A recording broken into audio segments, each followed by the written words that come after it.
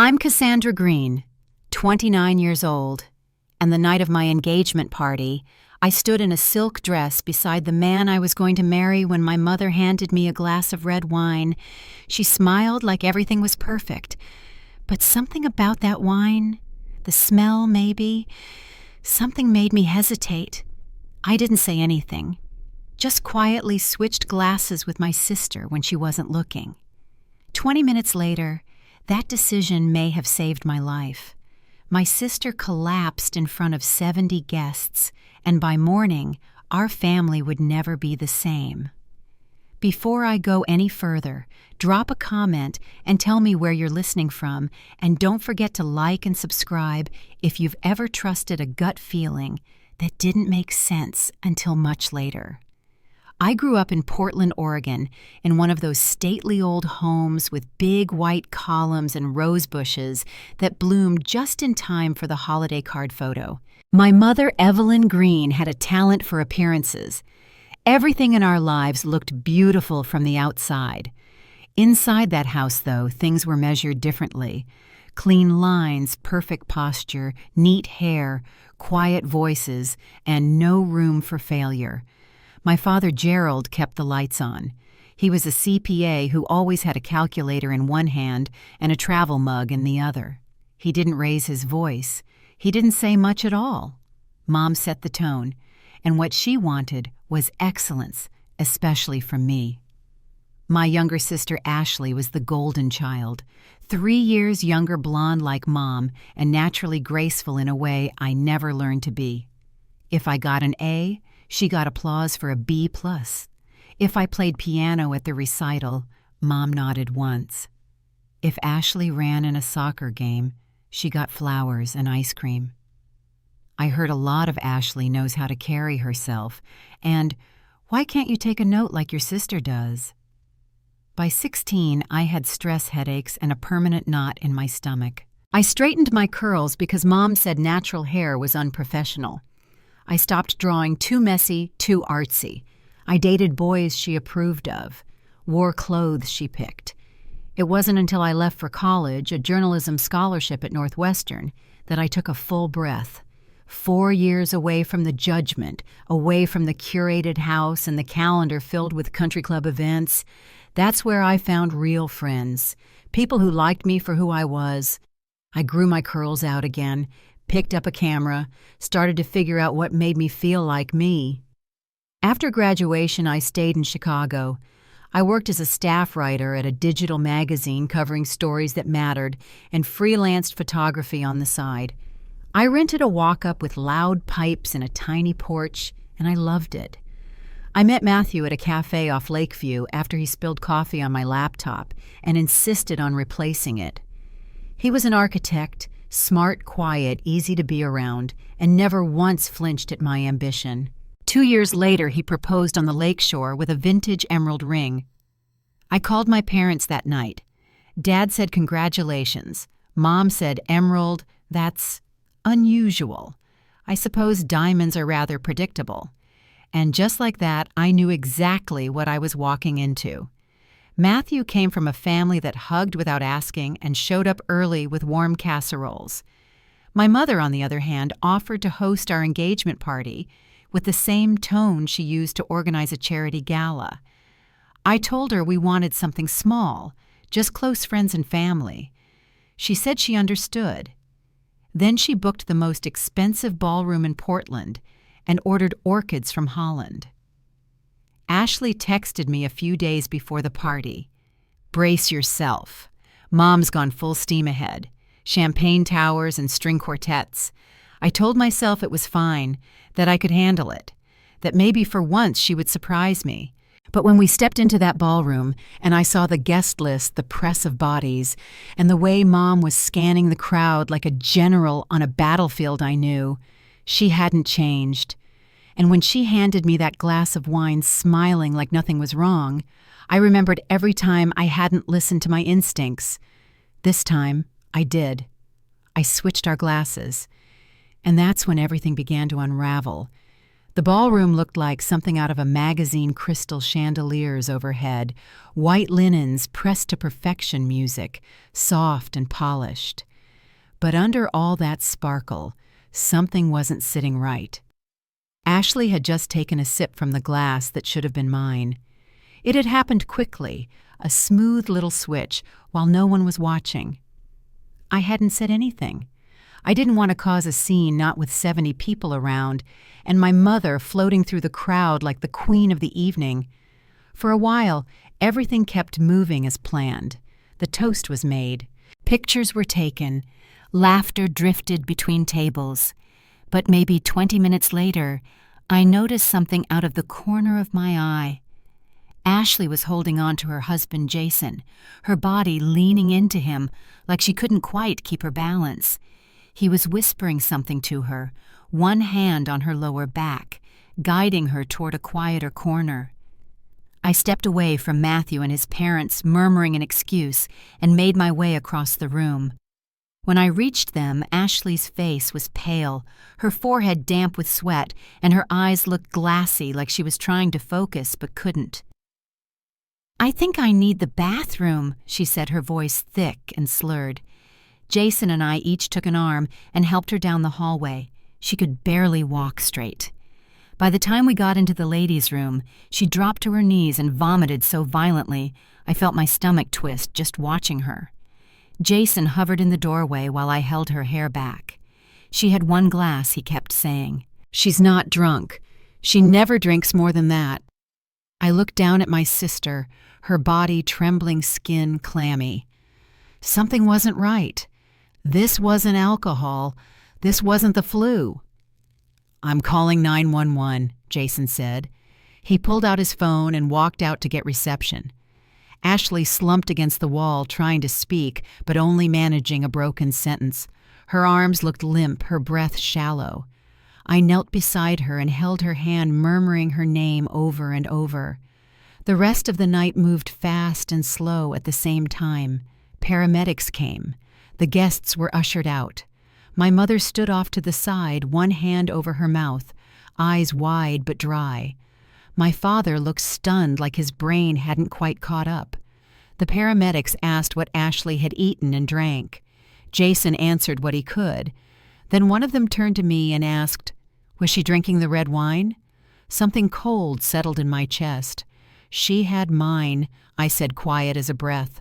Matthew stood beside me, his brow tense. "What are you saying? I think that wine was meant for me." No one said anything for a beat. Matthew drove me to the hospital while my mother insisted on riding in the ambulance with Ashley. My father followed behind in his own car. We said very little on the drive. I was trying to hold everything still in my mind the moment she handed me the glass, the smell, the look on her face, the toast, the switch. In the waiting room, the fluorescent lights made everything feel colder. My father sat across from us, elbows on his knees, staring at the floor. My mother sat perfectly upright, not a hair out of place, legs crossed, hands folded tight in her lap.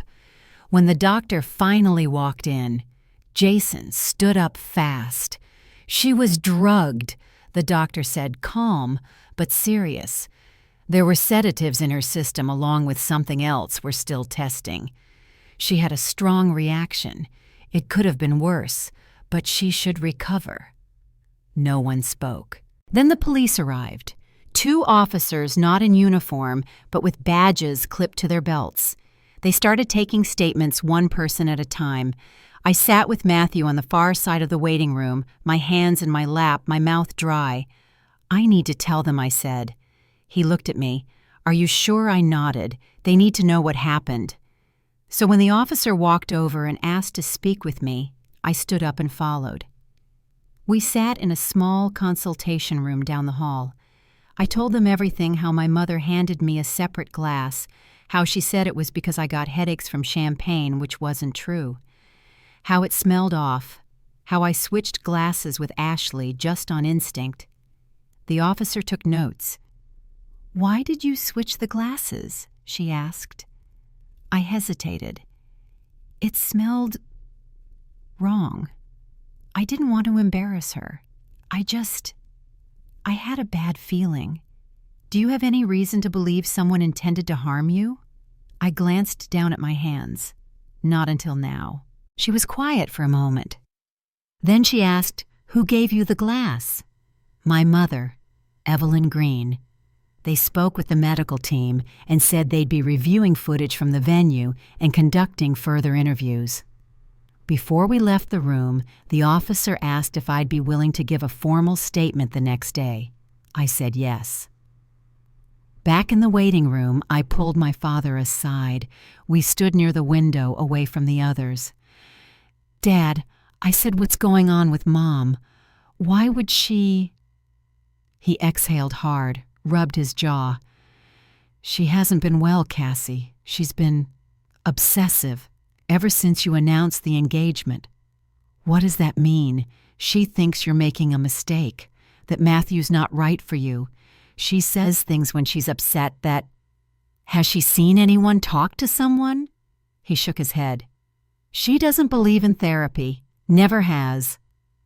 A nurse stepped into the room, then asking for family to come see Ashley. We all moved together down the hallway, but before we reached the door, one of the officers stopped my mother. "Mrs. Green, we'd like to speak with you a bit more." She smiled at him like she was hosting a brunch. "Of course, officer. Though I'm sure this is all just a misunderstanding." Inside the room, Ashley looked small against the white hospital sheets, but her eyes were open. Jason sat beside her, one hand wrapped around hers. She looked at me and asked Cassie, "Did you switch our drinks?" I opened my mouth, but nothing came out at first. Then I nodded. We sat quietly for a moment. Jason stepped out to take a call. I sat down beside her. The door opened again, and a nurse entered with another officer. "We're going to need to check Mrs. Green's personal items," she said. My mother's purse had been left on the chair by the door. The officer opened it carefully, gloves on, and began removing each item: wallet, lipstick, keys, receipts. And then something else. A small leather-bound book. "What's that?" I asked. The officer turned it over. "Looks like a journal." He bagged it and left. I sat back in the chair, my mind going quiet. Ashley looked over at me. "Cass, what's happening?" I didn't have an answer, but I knew the questions were just beginning. The hallway outside Ashley's room was quiet, except for the soft beeping of machines and the muffled voices of nurses behind closed doors. Jason returned a few minutes later and stood near the foot of the bed, arms crossed, his eyes not leaving Ashley's face. She'd stopped shaking, but her skin was still pale and her voice faint when she asked Cassie, "Are the police talking to Mom?" "They are," I said. "They've got her purse, found something in it." Ashley glanced over at me. "What kind of something? I don't know yet. Maybe a journal." She blinked slowly, trying to process it. Then she nodded as if it explained more than she wanted to admit. The nurse came back in to adjust the IV. After she left, Ashley turned her head toward me again. "Do you think she meant to hurt me?" I looked down at the edge of the blanket, fingers twisting a loose thread. "No. I think she meant to hurt me." A silence settled between us. That night, the hospital waiting room turned into our holding place, not just for news, but for what we hadn't said out loud until now. Matthew brought me coffee from the vending machine. Jason paced between the hallway and Ashley's door. My dad sat in a corner with his hands folded, staring through the floor. Eventually, 2 detectives arrived to follow up. One was the same woman I'd spoken with earlier. The other was a man in his 40s with a calm voice and tired eyes. They called us in one at a time. When it was my turn, I followed them into a quiet room next to the nurse's station. "We've reviewed the initial toxicology," the woman said. "Your sister had a sedative in her system. There was a second compound we're still testing. It appears the combination made her sick faster than expected." The male detective opened a folder and slid a photocopy across the table. "We found this in your mother's purse. It was a page from what looked like a journal. The date was just a few days old. The handwriting was neat, careful. Cassandra is still pretending this engagement is something real." She's blind to what Matthew is soft to, accommodating, always encouraging her ridiculous independence. If the party doesn't make her see sense, I'll have to consider more direct action. Harold won't help. He never does. I stared at it, then back at the detective. There's more, he said. Older entries mention researching medications. Some were printed out. She kept those pages in the same bag. Has she been arrested? Not yet. We're still gathering statements and final test results. But this is serious. Do you want to add anything else to your statement? I nodded. Yes, I want this on record. When I walked back into the waiting area, Matthew stood up. I handed him the paper. He read it slowly, his jaw tightening. This is more than control, he said. I nodded once. My dad was next to give a statement. When he returned, he sat beside me and didn't speak for a long time. Finally, he said, "They showed me what she wrote. There's things in there, things I didn't want to see. I didn't respond. She's been this way for so long," he continued. "I told myself it wasn't serious, that she just needed structure, that it was how she showed love, but I should have gotten help, for all of us." The door to Ashley's room opened and Jason leaned out. "She's asking for you." I walked in and pulled the chair close. She reached for my hand. She really did it, didn't she? I gave a small nod. They found her journal. It's all there. Ashley's eyes filled with tears. I never saw it. I mean, she always had opinions, but she was normal with me. Kind, loving. "You were the one who did things the way she liked," I said gently. "I thought you were exaggerating. When we were younger, when you said she was too hard on you." "I know." She squeezed my hand. "I'm sorry I didn't see it. It's not your fault. None of it is." She blinked up at the ceiling. "They said with my body weight, the amount she gave me could have gone worse." I sat with that for a minute. "Yeah," I said quietly. "I think about that too." Jason came back in to check on her, and I stepped outside to give them a moment. The hallway was still empty, until I heard her voice. "I demand to see my daughter. This is ridiculous. I've done nothing wrong." It was my mother. The door at the end of the hall opened and 2 officers stepped aside as she walked through, looking perfectly composed. Her blouse was still crisp, hair still done. She saw me. Then Ashley. Her expression softened into something she must have thought passed for concern. "Allison, sweetheart," she said, stepping forward. "Are you all right?" Ashley looked toward the window. She didn't answer. "You need to leave," I said. "There's nothing to discuss," she said, turning back to me. "Clearly someone at the catering company made a mistake." I took a breath. "They found your journal." For a second, her face froze.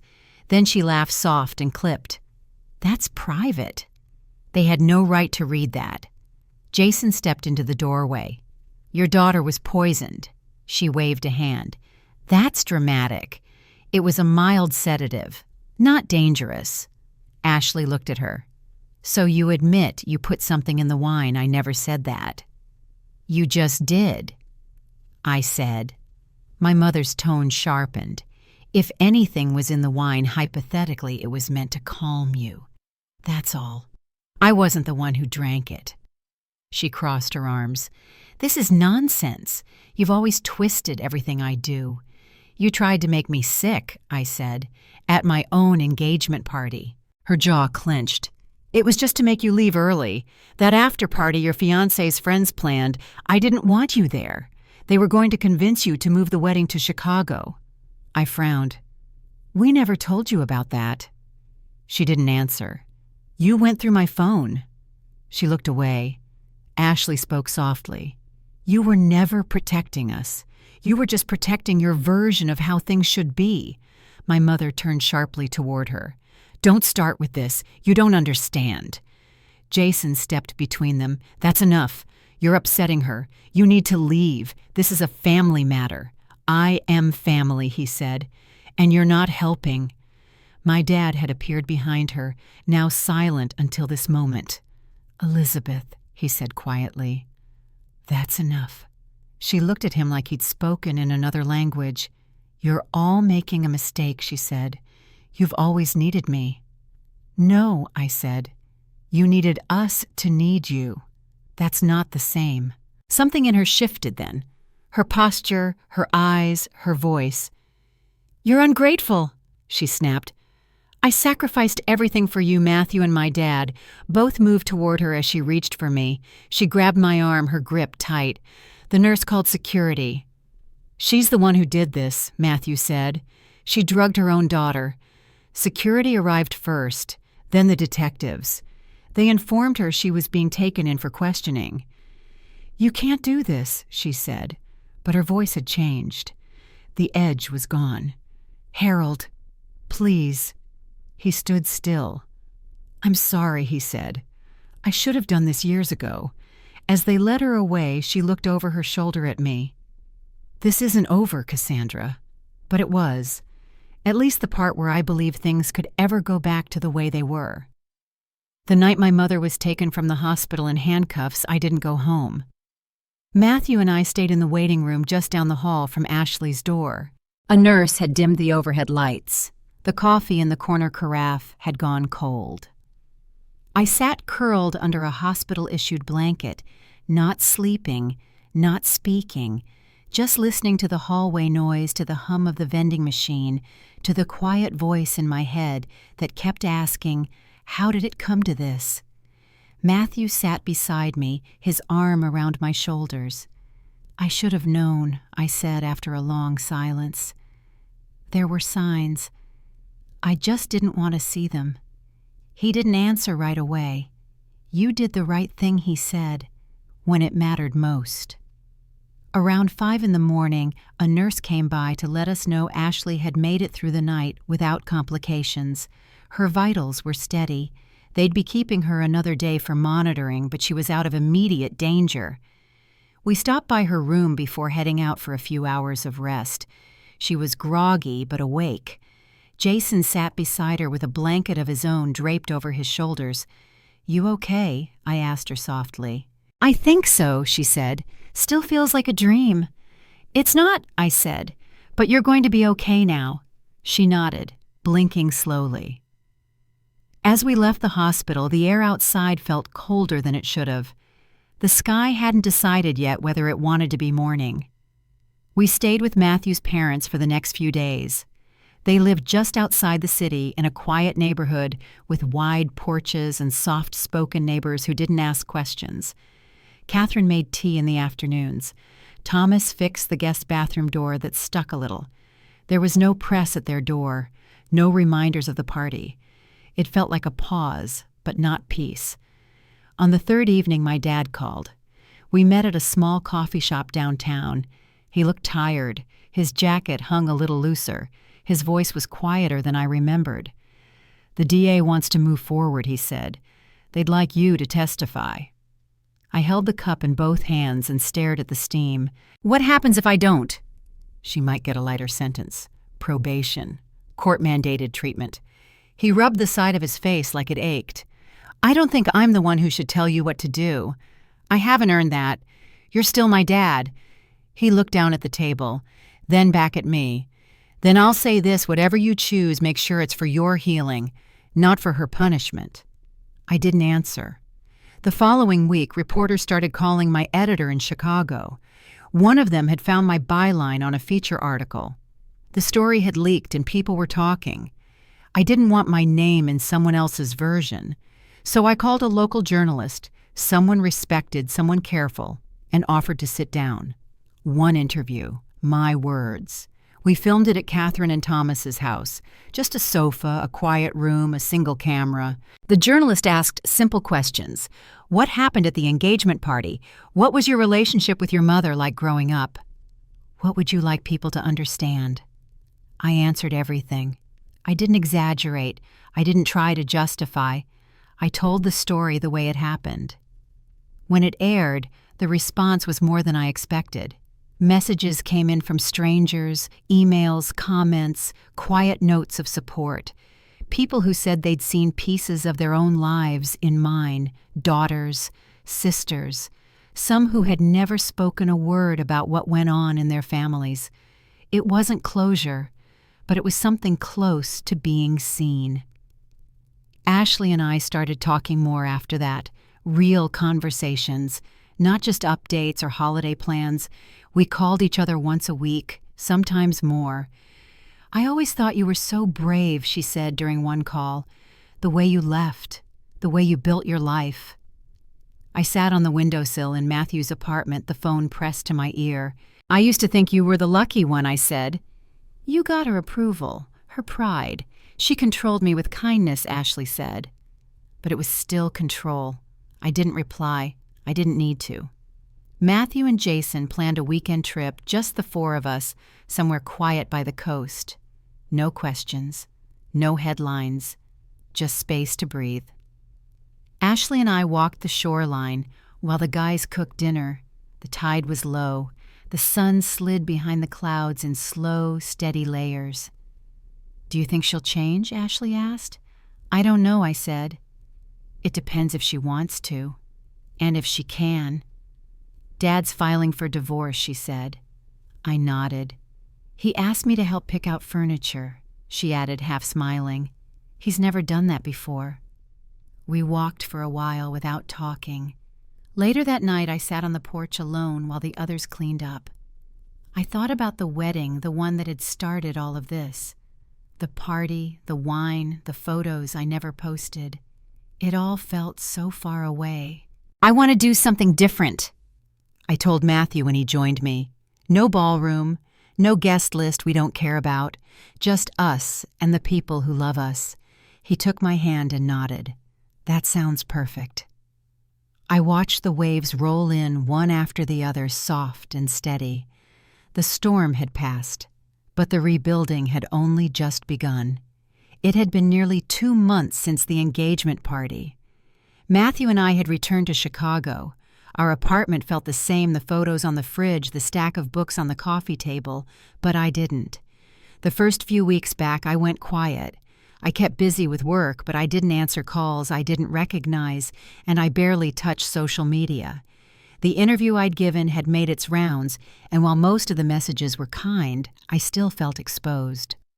Then one morning, sitting at the kitchen table with a half-warm cup of tea, I called a therapist. Her name was Dr. Patel. She specialized in family trauma, particularly with adult children of parents who had controlling or narcissistic patterns. She didn't rush. She didn't try to diagnose me in the first session. Mostly she listened.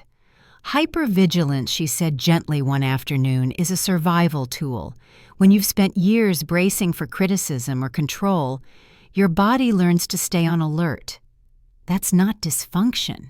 It's adaptation." I thought about the wine, how I'd noticed the smell, how I couldn't explain it in the moment but still made the choice to switch glasses. "You listened to something important," she said. "You trusted your own instincts. That matters."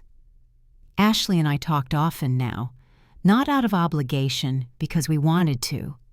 One night she called just after dinner. "Jason and I are thinking about coming to Chicago next month. Maybe make it a long weekend." "You should," I said. "We'd love that."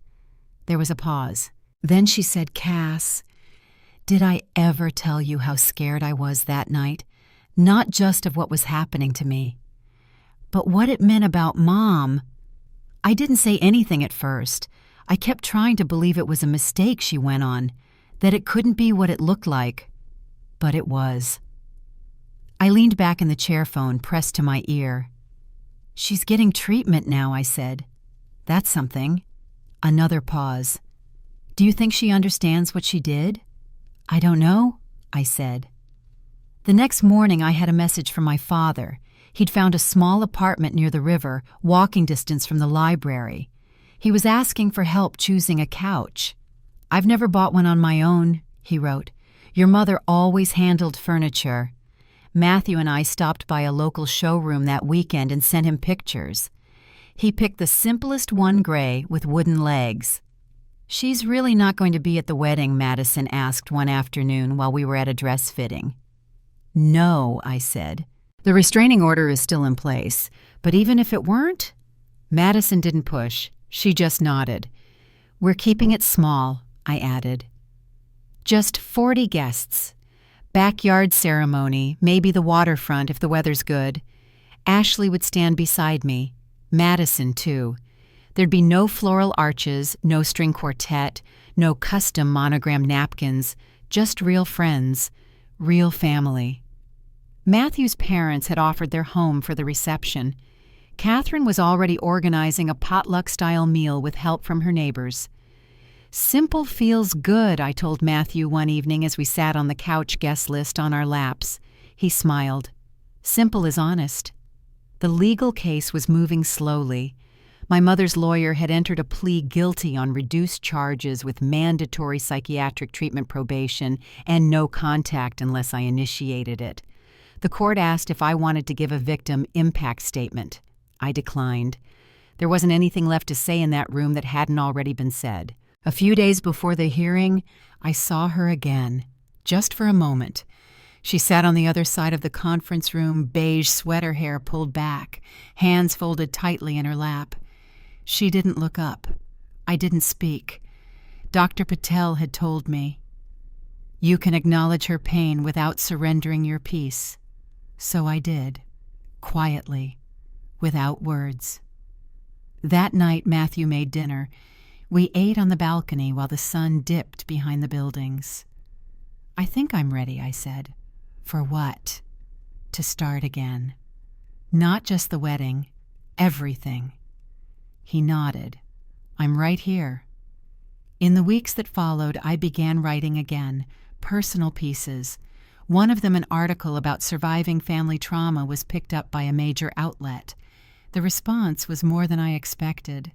Letters, emails, some long, some just one sentence. "Thank you for saying what I couldn't." Dr. Patel said healing wasn't a straight line, that it looped, moved, quieted, returned. And I was beginning to understand what she meant. I still got letters from my mother's lawyer, short notes from her reviewed before being sent. Some sounded apologetic. Others didn't make much sense. I read them, then filed them away. Ashley and Jason visited in early spring. We walked along the lakefront, jackets zipped against the wind. "It's strange," Ashley said. "It feels like we grew up in different houses, but we didn't. We were just raised differently inside the same walls." I didn't disagree. That evening we made dinner together. Nothing fancy, just pasta salad and a lemon tart Ashley had brought from Seattle. We ate slowly.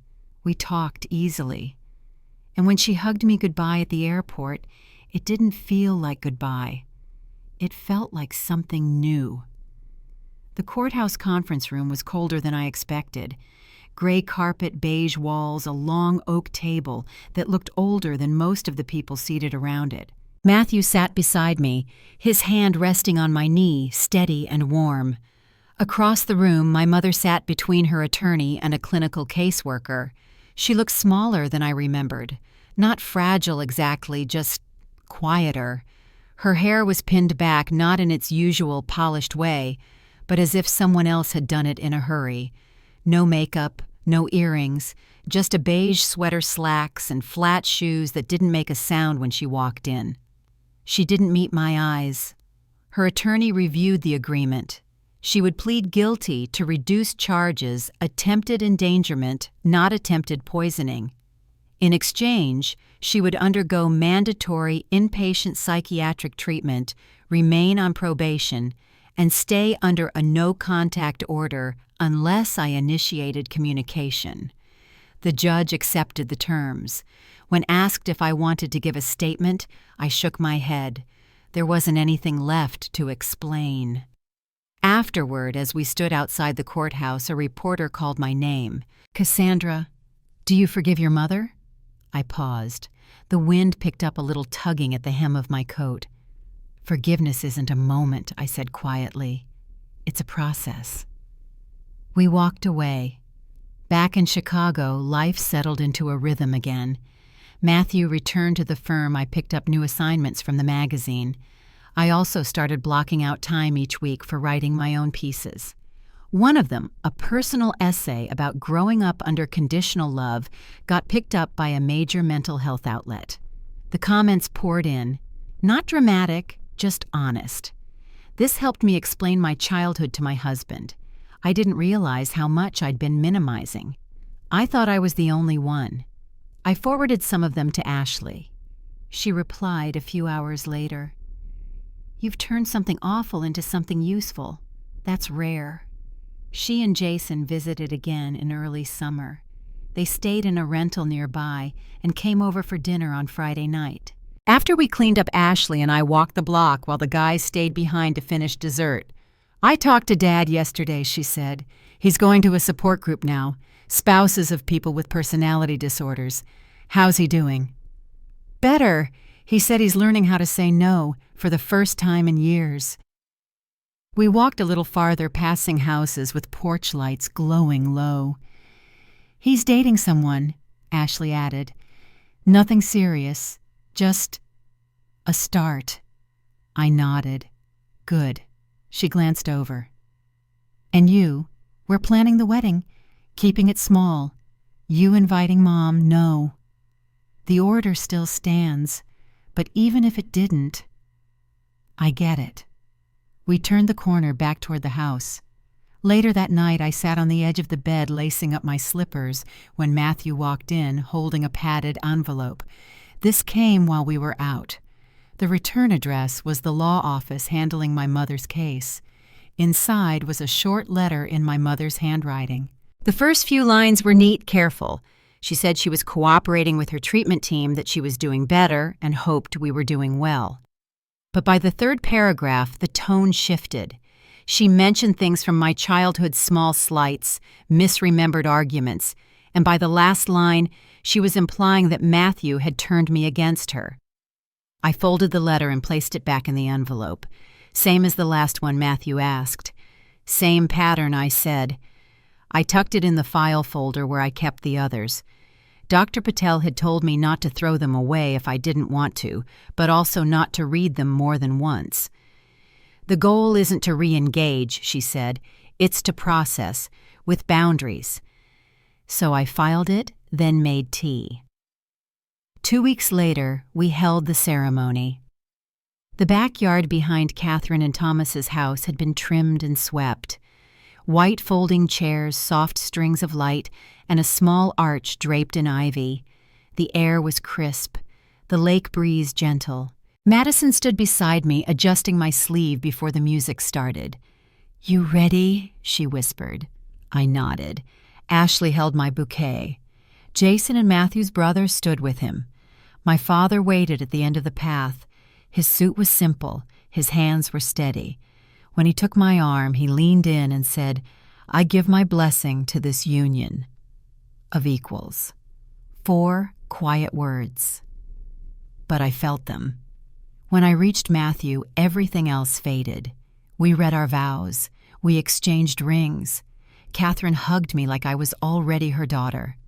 Thomas offered a toast about love being built, not found.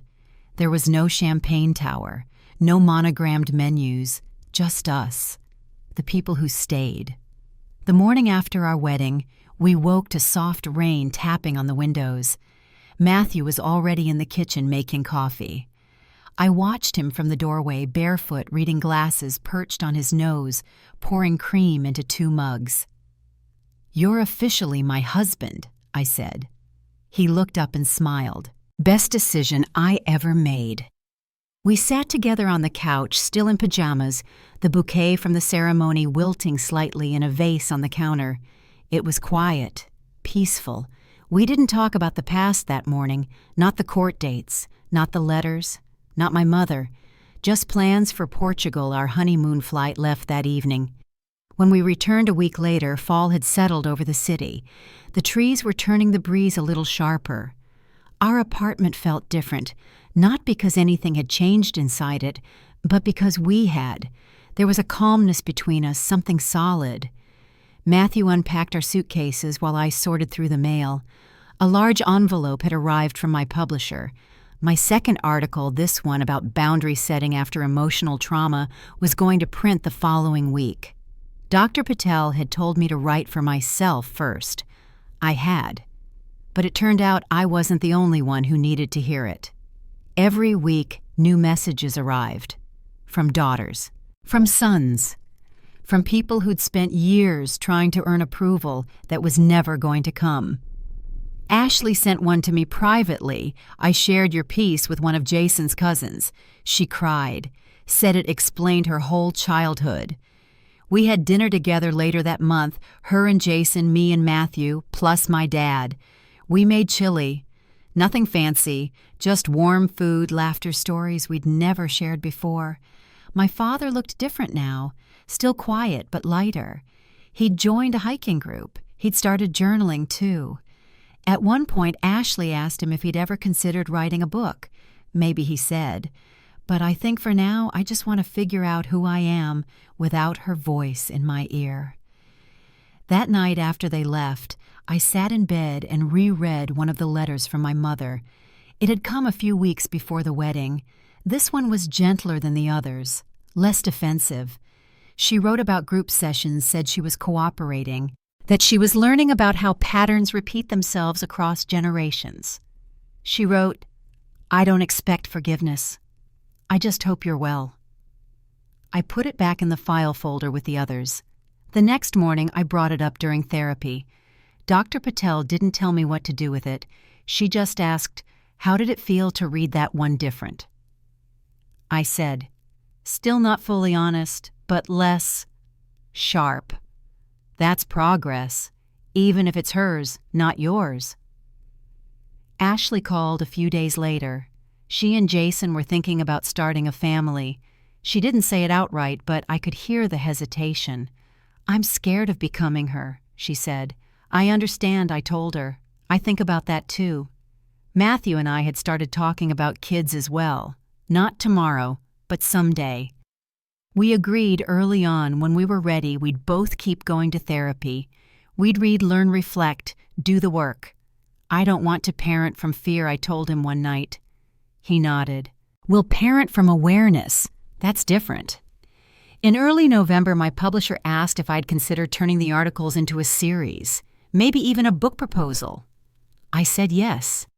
Not because I had everything figured out, but because I'd learned something important. Telling the truth can be its own kind of healing. Ashley sent me a photo one afternoon. It was from her hallway, 2 frames side by side. One of her and me as kids, the other from the wedding arms around each other laughing. Underneath, she wrote, "Feels like we're starting over, but this time for real." We didn't talk about our mother much. Not because we were avoiding it, just because we didn't need to anymore. Dad called every Sunday, sometimes with recipes he was trying, sometimes just to say he was proud. He had joined a photography club. He said it reminded him of me. Turns out he said once I have an eye for shadows. I smiled at that. By Thanksgiving, Matthew and I hosted a small dinner at our place, just family, just people who'd stayed. No seating chart, no one watching over my shoulder, just peace. By winter, the noise around the case had faded. No more reporters, no more letters, at least for now. The world had moved on, and in many ways, so had we. Ashley and I talked often, but not always about the past. Some days we just shared recipes or work stories or photos of the first snow in her Seattle neighborhood. We'd found a rhythm that felt easy, natural, like the version of sisterhood we should have had all along. My father called on a Tuesday evening to say he'd booked a hiking trip out west. Small group, nothing ambitious, just something new. He was excited, nervous but excited. "I haven't done something like this for myself in decades," he said. "You deserve it," I told him. And he did. After all the years he'd spent tiptoeing around someone else's moods, he was finally learning how to take up space. As for Matthew and me, we filled our home with little things that made it feel like ours. Photos from Portugal framed in the hallway. A calendar with hand-scribbled dinner plans. A coat hook by the door that always held his favorite jacket and my scarf. Some nights we sat in silence and read.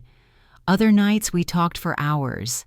It was quiet, safe, strong. We didn't rush anything about the future, we just held it gently together. I kept writing. The column turned into a series, and eventually I signed a deal for a book. It wasn't about blame. It was about what happens when we tell the truth about what shaped us, and what we choose to do with that knowledge. One afternoon, I sat on the porch with a blanket around my shoulders, rereading an old journal entry from my college years. In it, I'd written about feeling like I had to earn love, like it was something conditional, something I needed to prove I was worthy of.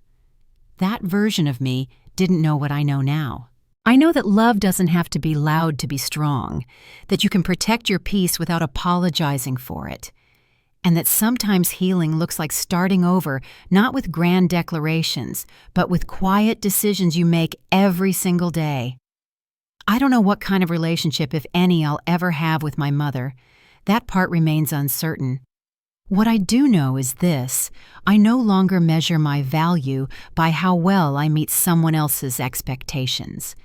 I've learned that setting boundaries isn't about shutting people out, it's about letting yourself in. It took one hard, painful night to break the cycle I'd spent my life stuck inside. But it also opened a door, not just for me, but for Ashley, and for my father, too. We came out of it bruised, but not broken. And on the other side, we found something we'd never had before: the freedom to live on our own terms. If you're listening to this and holding on to something heavy, maybe a history, a silence, or a truth no one believed, please know you're not alone. Your instincts matter, your boundaries are valid, and your healing is yours to choose. Thank you for staying with me through this story. If it resonated with you, I'd love to hear your thoughts in the comments. And if you think someone else might need to hear it, feel free to share. And if you haven't yet, go ahead and subscribe so you don't miss future stories.